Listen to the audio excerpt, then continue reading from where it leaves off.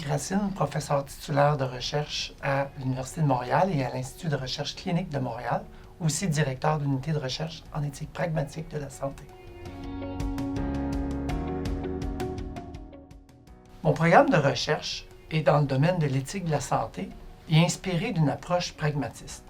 Ça veut dire une approche qui non seulement souhaite aborder les problèmes concrets, vécus, mais aussi de développer une perspective d'apprentissage chez les parties prenantes.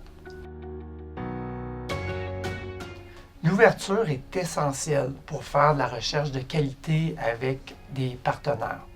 L'ouverture, ça permet d'accueillir des savoirs, des perspectives qu'on ne retrouve pas communément dans le milieu universitaire. Ça nous permet aussi de décloisonner les savoirs académiques, puis de peut-être trouver des nouvelles questions de recherche, générer des nouveaux projets, des nouvelles solutions. La flexibilité est extrêmement importante dans la recherche partenariale, et je m'explique.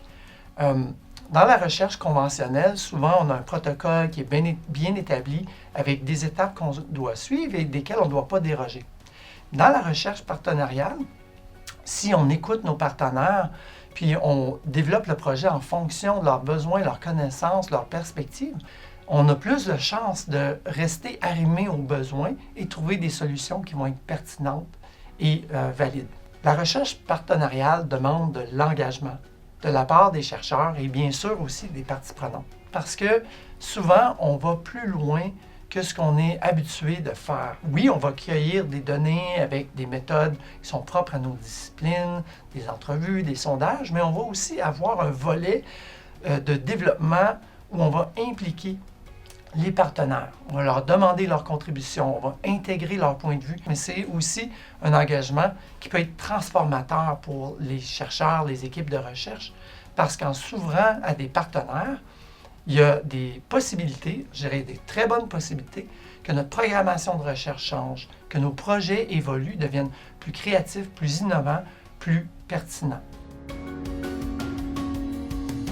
Pour moi, une des retombées majeures de la recherche partenariale, c'est d'améliorer la formulation des questions, des objectifs de recherche grâce à la contribution de personnes qui viennent de l'extérieur, qui nous amènent des perspectives différentes.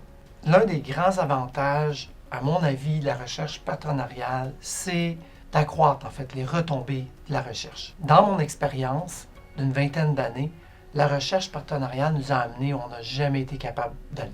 On a eu non seulement la possibilité de co-créer des ressources, du matériel, des interventions qui ont été pertinentes puis appréciées non seulement des milieux de santé, mais aussi des patients.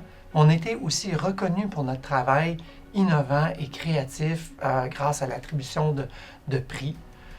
C'est sûr que parfois les publications de ces travaux-là sont un peu plus difficiles, mais je dirais que leur originalité est accrue et aussi augmente les retombées scientifiques de nos projets.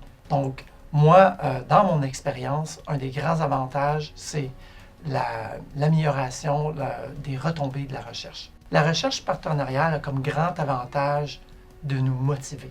Dans mon domaine, on travaille avec des problématiques d'éthique vécues notamment par des patients. Ça nous touche vraiment très profondément.